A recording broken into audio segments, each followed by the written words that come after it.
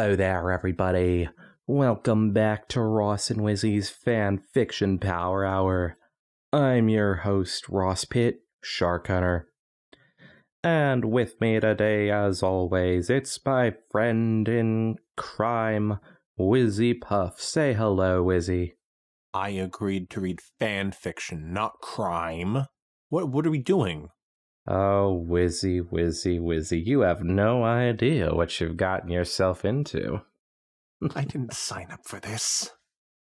You see, right now, there are 10,000 not me dollars in my room, and I need to transport it all the way to Europe. You, Wizzy, are a major part in my plan. Oh boy. I'm gonna need you to say on air, right here, right now, that you are the person that stole those $10,000. I didn't steal $10,000. Wizzy, baby, darling. I want you to just cut out the didn't part, and it's going to sound perfect. It doesn't matter what you want, Wizzy. The police will catch on to that. No. I need you to say it. Say it. I don't want to say that. Damn it, Wizzy. You're trying to incriminate me, aren't you? Of course I am. Okay, fine. You know I can't resist you. I stole the money. Wizzy, how much money? Was it $10,000?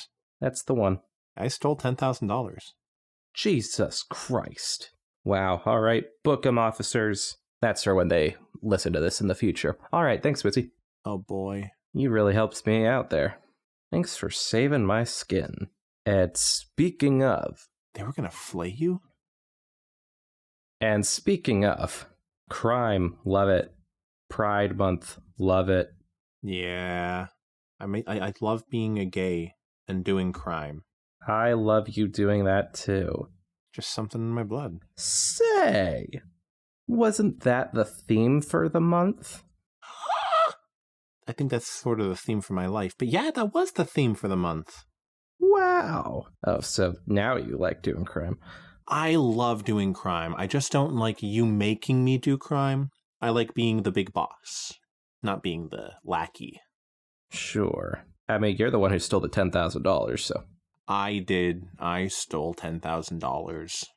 Oh man, he'll say anything. As long as you pay me $10,000, you know. Yeah.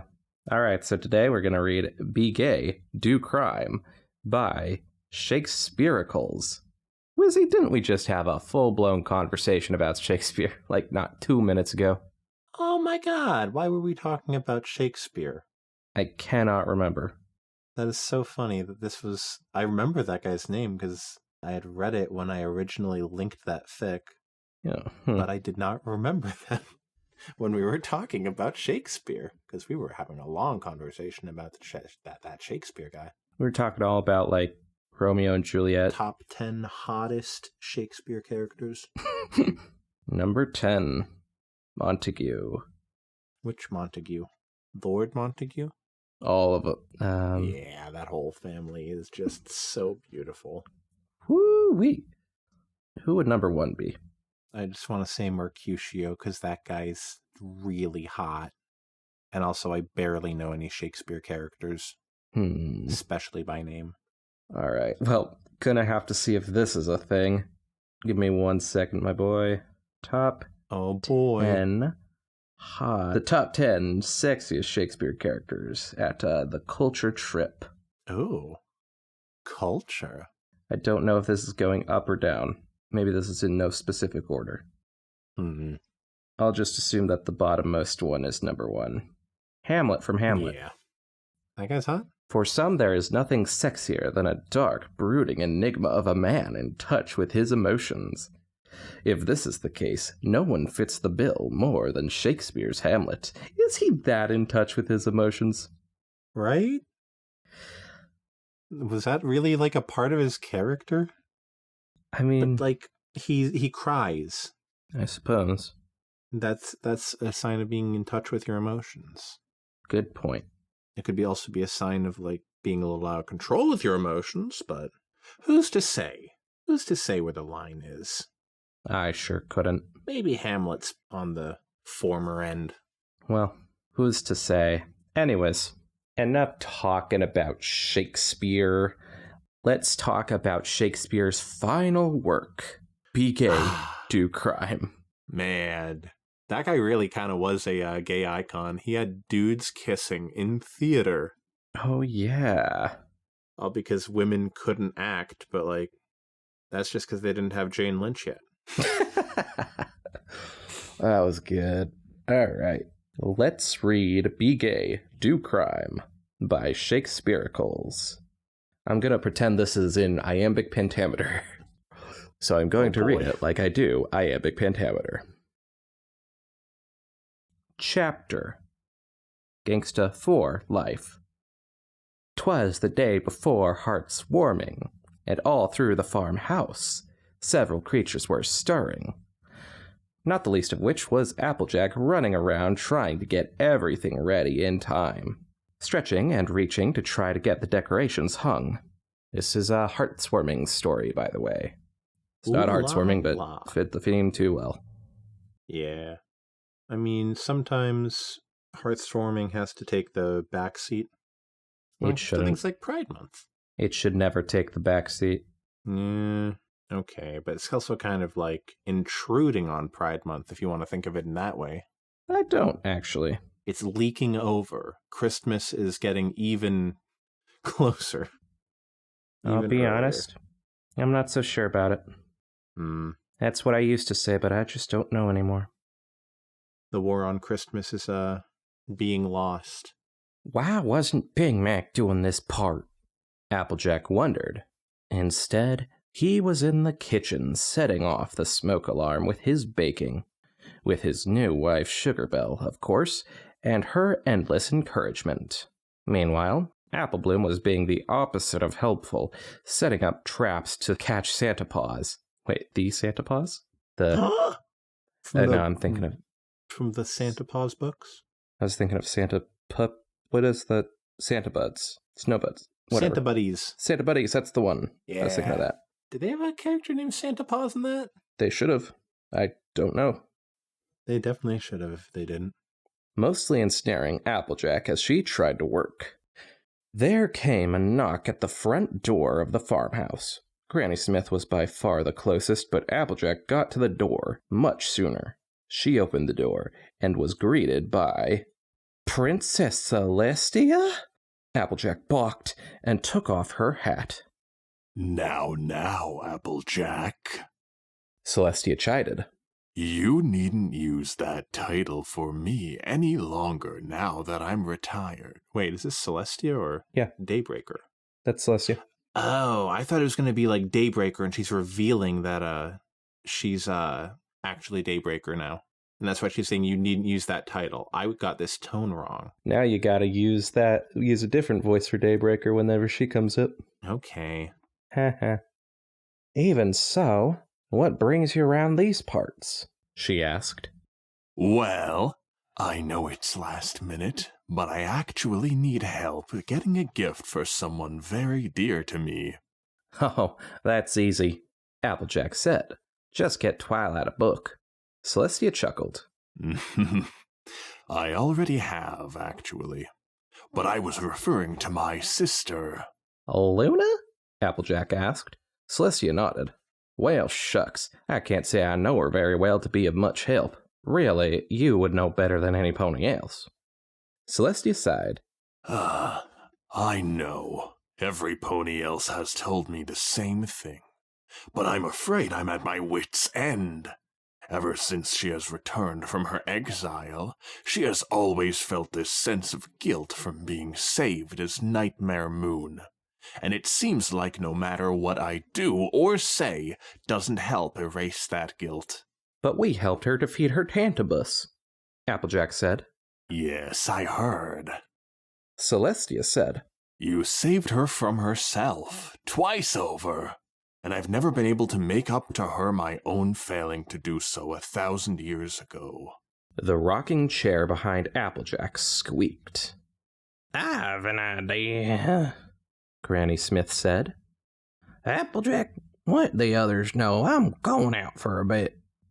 Sure, Granny, Applejack said. Not to be rude, Celestia, but I still have a lot of other work to do. Granny Smith hobbled up out of her rocking chair and scooted on squeaky wheels across the floor with her walker. We'll be needing to head back to Canterlot. Is Luna there? No, she's still back in Silver Shoals. That's their retirement place. That's a really good name. Yeah, Celestia answered. Perfect. Granny cackled. Come on now. We've got a lot to do before tonight. Why? What are we going to do tonight? Celestia asked. The same thing I've wanted to do every night, Tia. Try to take over the world. I was wondering if that's where that was going. What is she gonna do? We will see. This is what she's really been plotting every time you see her, just like sitting in her chair or something, lazing about. That would be just wild turn. She's the real main villain. You know what? I would support it. Yeah. Be the dumbest thing ever, but I would support it. If you jump off the deep end, go all the way. The former princess of the night, Luna, sat at the poolside cabana bar in the tropical resort of Silver Shoals. It was a great place to retire, as it was one of those places where it was very easy to lose track of time, save for the procession of the sun across the sky. Both that and the moon were no longer of any concern to her or her sister. Well in the hoof of the new princess of Equestria, Twilight Sparkle. So this is one of the few future stories that's actually set after season 9. Yeah, this one's from December 2020. Yeah, that's nice. I couldn't tell you how many of the fics that we've read that are set after season 9, but this is one of them. How many have we read that are like post-series? Because I know we have like the ones like The Mare at the End of the Universe. That one would count. That one, I believe, was from well before season 9. I'm like talking like actually after season 9. Like season 9 is canon. Oh, okay. Maybe that the like one that we read Panatrophia. pretty close to that, which was the Twilight Rainbow Dash one. Maybe that one? Oh. Can't remember about that. You said Panatrophia. I think that one. Yeah, that should be one. And that's all I can remember. Yes, Panatrophia was 2020. Yeah, should have been. We need to read more like that. Yeah. It felt like she had been sitting under that bar canopy for hours, but the small shadows of the midday sun hadn't budged an inch on the ground. It was most curious. Perhaps she'd had too many of these banana daiquiris. Perhaps she'd had too many of these banana daiquiris that her sister was so fond of. That was 2 things that I didn't know about. Bananas and daiquiris. It's cruel. Cruel that the author did this. Screw you, Bill. Speaking of, she hadn't seen her all day. They were due to meet up for an early dinner. Barkeep, She asked. have you the time? The bartender sweated nervously. Don't ask if she has the energy. Don't ask if she has the energy. Yes, let me check my watch. He dug through the pocket of his side bag. He looked at the watch, made a weird face, and leaned from under the awning to look at the sun, and then looked at the watch again, listening to it to see if it was still ticking. Sorry, but my watch must be off. It says it's 5. Daylight savings time. Ooh. Luna chuckled. I'm sure it's happy hour somewhere. She said. It feels like 5. She paid her tab and headed back to the campus quad. Strangely, the clock there said it was 5 as well. Yet the sun was still fixed in the sky at high noon. Luna chuckled at the odd coincidence. It was the winter solstice, the longest night of the year. How poetic would it be if Celestia chose this day to... Luna's blood ran cold. Surely she wouldn't.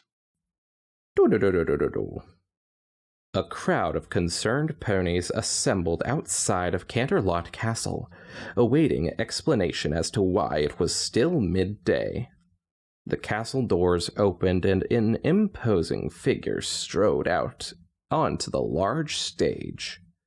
The colorful mane that once waved from her white fur was replaced with billowing flames. She held the limp body of Princess Twilight Sparkle in her magic. Oh my god. Oh, please don't let this just be a prank, bro. Your princess is dead. Daybreaker bellowed in her full Canterlot voice. Long live the queen, Daybreaker! Granny Smith slowly shuffled out onto the stage with her walker. You heard the queen, you little whippersnappers. Now plant your jibber-jabbers on the ground and get to groveling. The ponies all fell to the ground and bowed in cowering deference. Daybreaker released Twilight's body, letting it fall onto the stage in a heap. Twilight groaned quietly as she could. So that means that she was faking it? Yeah. Man. I guess they did call it a stage. Yeah. I was kind of Shakespeare, man. Twilight's dead, you know? Granny continued. The first new law is the floor is lava. Any pony caught on the ground will be sentenced to a 1,000,000 years dungeon. Ponies scrambled like toddlers, fighting for standing space on chairs or tables. Some climbed up lampposts or small trees. The few unicorns left on the ground, suddenly feeling not so superior, looked to the Pegasi hovering in the air above them. And cried for help. And the Pegasi just looked down at them and whispered, "No." Do you know what that's referencing? Can't say I do. Watchmen. Oh, really? Unless Watchmen was referencing something else, I don't know. I could only picture Scar in The Lion King. Let me actually look up the quote. The accumulated filth of all their sex and murder will foam up about their waists, and all the whores and politicians will look up and shout, "Save us!" and all look down and whisper, "No." That is a really good reference. Yeah, it's a Rorschach quote. The Inkblot guy, really? Yep. Dang. If you know him, it is a very him quote, too. I have to check out Watchmen again at some point, because I have really not seen any should. of it since I was a young kid. It's fantastic.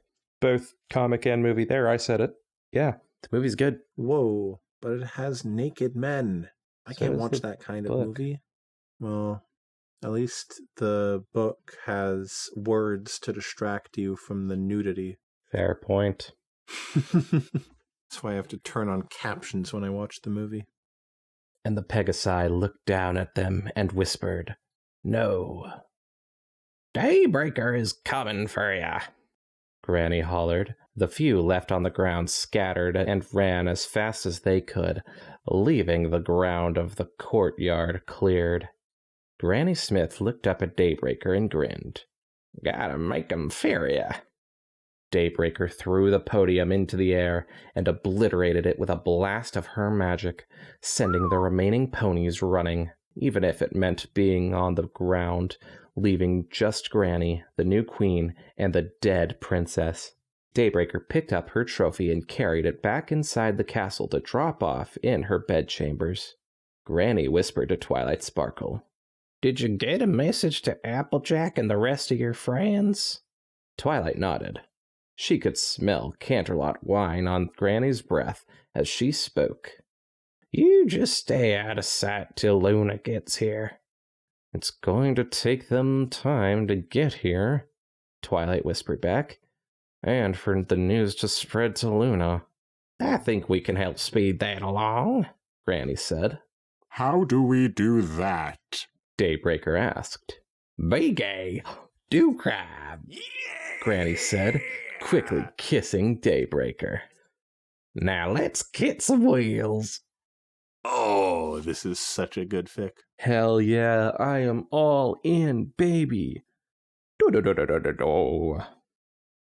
A pair of terrified royal guards pulled the two elderly mares through Canterlot.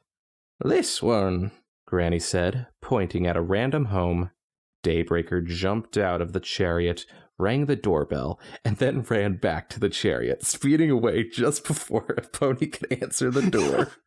Motherfucker, that's Ding dong ditching is no joke. You could cause a heart attack or something. Every villain is lemons. Granny Smith laughed louder than she had in decades. Oh, Pole in here. The guards obeyed.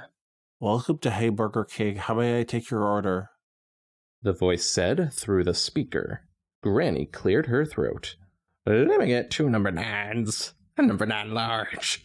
A number 6 with extra dip. A number 7. 2 number 45s. 1 with cheese. And a large soda. Hungry? Daybreaker asked. World damnation, give me an appetite, Granny said.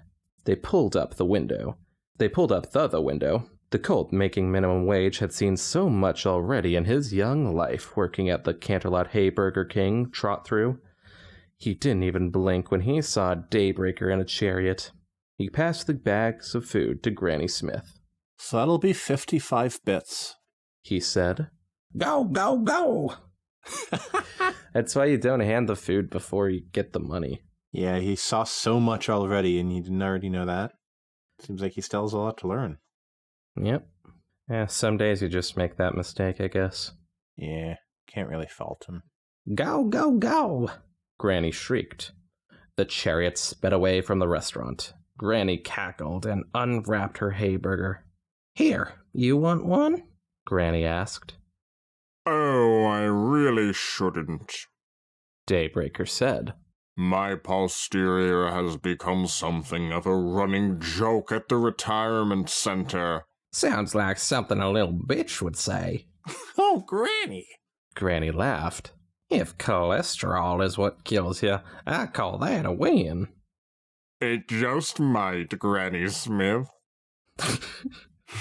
And she calls her Granny. Daybreaker said. I might go in a body bag, but never in cuffs. Granny hollered. Gangsters for life! She nearly choked on her food in excitement. There, let's eat right over there. The chariot pulled to a stop in front of the Canterlot gym. Granny and Daybreaker sat outside the front window and ate fast food in front of the pudgy ponies on the treadmills inside. This isn't really illegal, Daybreaker said. This is just mean. These poor ponies in there are trying to better themselves. Whoa there, Daybreaker. That's not the most PC terms you could be using. What terms? Poor? Yep. True. Trying to better themselves? What does that mean? Like they're going to be making themselves any better? They were worse before? Disgusting.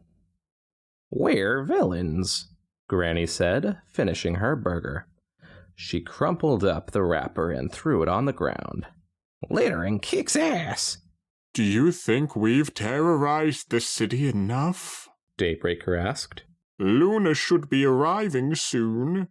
Aw, I love how Celestia's just shy about this sort of thing. Still can't help being a soft little pony baby. Okay, pony works too. My Little Pony. All right then, Granny grumbled, climbing back into the chariot with her. Think fast, young'uns, Granny yelled as she threw the rest of her soda, splattering it against the window. Oh no. Back at the castle, Twilight and her friends waited in the Canterlot throne room with Cadence in shining armor. This had better be worth it, Cadence said.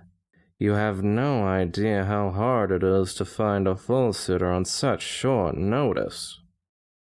The throne room doors opened and Granny Smith shuffled inside with her squeaky walker. Ow, my back. No. We're back, bitches. Back. Hey. Applejack covered her face with her hooves. Granny, have you been drinking? Have you been eating apple snack? Granny cackled. Daybreaker walked into the throne room after her. Whoa! I don't know if any of the others are me. So no idea. The others gasped, seeing Celestia in this form. Did you bring the party favors? Granny asked Pinky. Pinky nodded and held up a large box of balloons filled with the raspberry syrup. All right, everybody. Take some. It's time to redecorate. Do-do-do-do-do-do-do. Luna made all haste to Canterlot Castle. She stormed through the throne room doors, but she found that she was too late. Princess Twilight and her friends lay motionless, strewn across the floor. Even Shining Armor and Cadence were among them, all of them drenched in crimson. The floor walls were splattered with it. On the throne sat Luna's worst fear, Daybreaker in her full fury, her flaming mane billowing all around her. What hast thou done? Luna cried with tears in her eyes. That which thou canst not undo. Granny Smith cackled as she shuffled out from behind the throne. Thou hast undone our sister, Luna cried. she said our? Yeah, that's how Luna talks. Oh, okay. I wasn't sure if that's like a royal thing or if this was supposed to imply that That was a royal thing. Granny was related to them. That would be funny. Granny Smith licked her lips. I have done thy sister. Oh! Daybreaker cringed and felt her hayburger come back up in her mouth a little, catching her off guard. villain! Luna shrieked, launching a bolt of magic at Granny.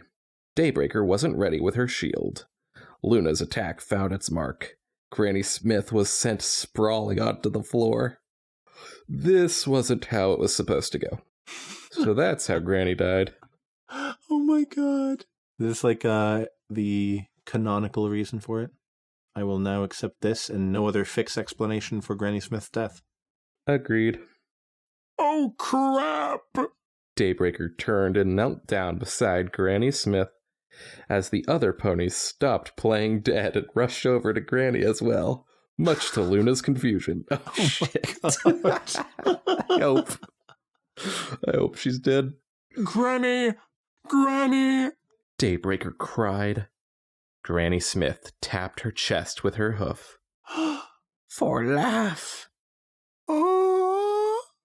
Daybreaker's form shimmered, and she turned back into Celestia. I'm so confused. Luna said. Twilight looked at every pony nervously, and then back at Luna. You saved Celestia from being Daybreaker and miraculously brought us all back to life?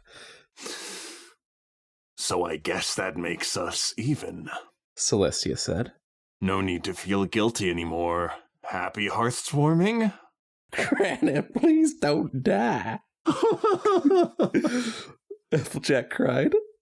Every pony dies, Granny said, looking over at Celestia. Not every pony truly lives. She looked back at her granddaughter.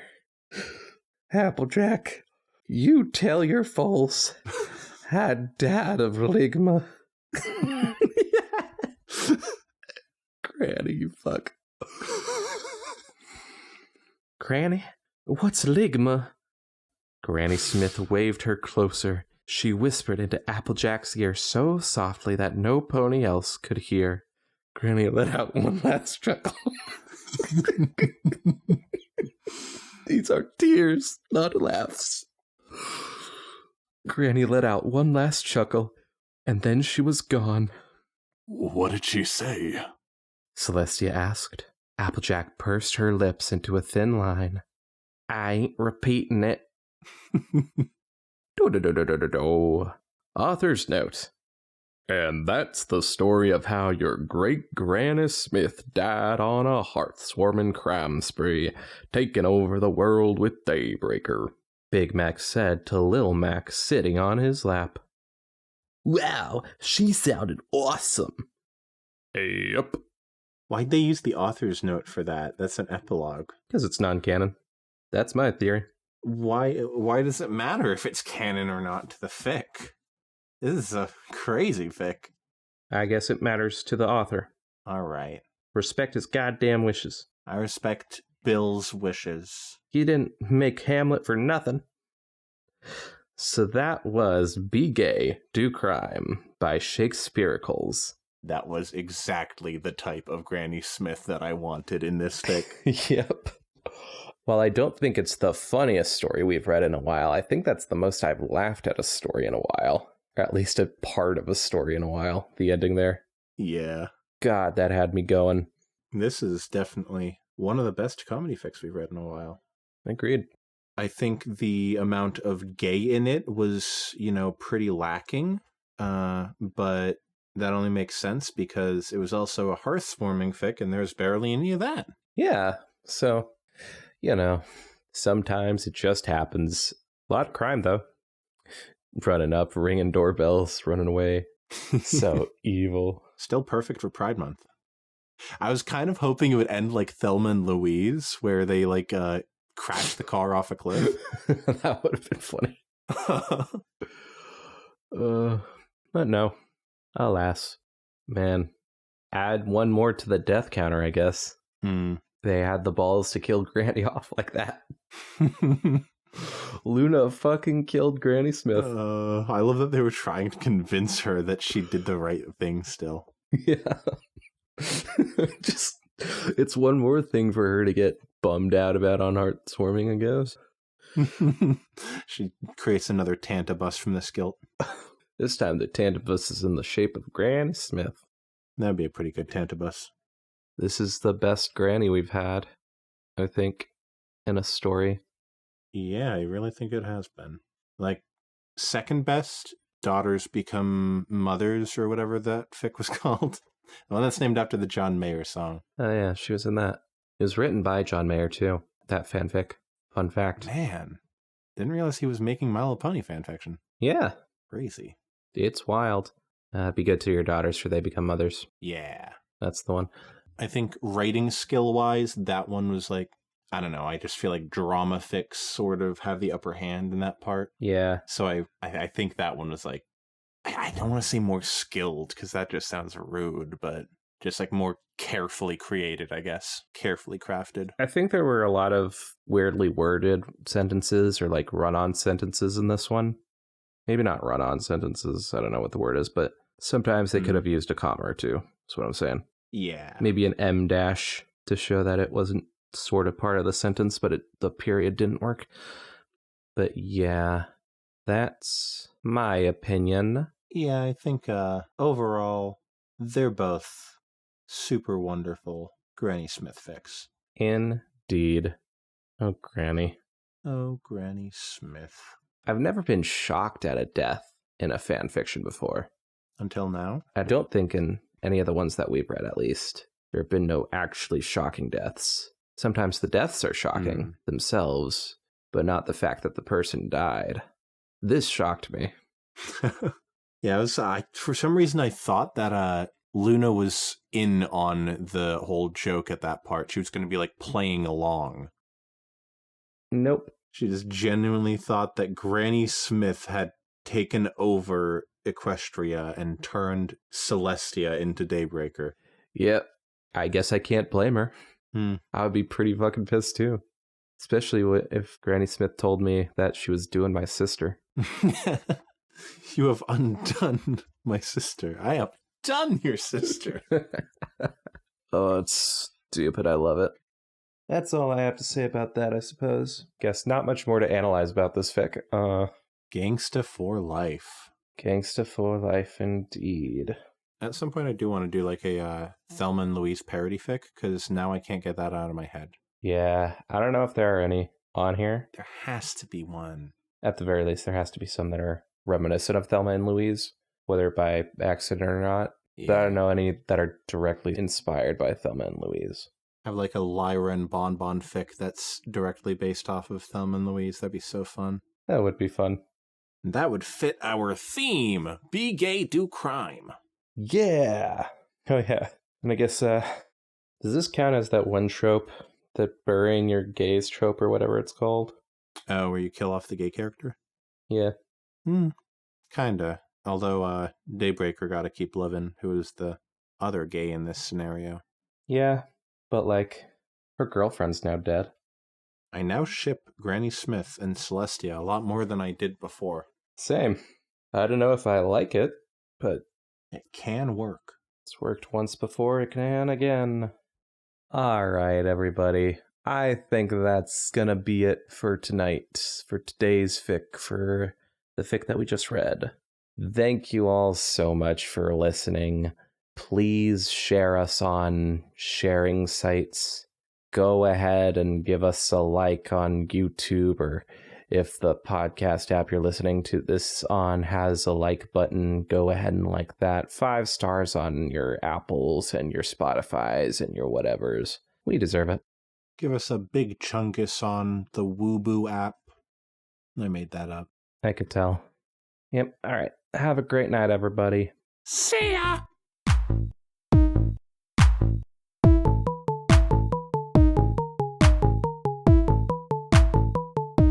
Ross and Skippy's Fanfiction Power Hour.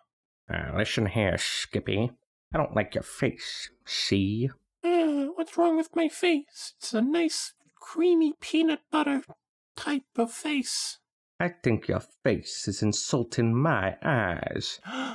I'm so sorry. I was trying to tell him to stop, but my face won't listen. He just loves to insult random people. It's getting out of hand. Yeah, well, let me fix that for you. Oh, what are you going to do?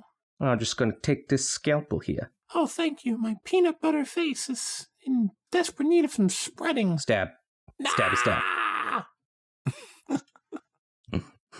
And that was Ross and Skippy's Fanfiction Power Hour. Thank you. Thank you. Put in a clap sound effect here, Tom. And curtains close. Beautiful. And we should get some room tone. All right, that's probably good. That room tone was really satisfying. Not as satisfying as when I gouged out your eyes. With a scalpel.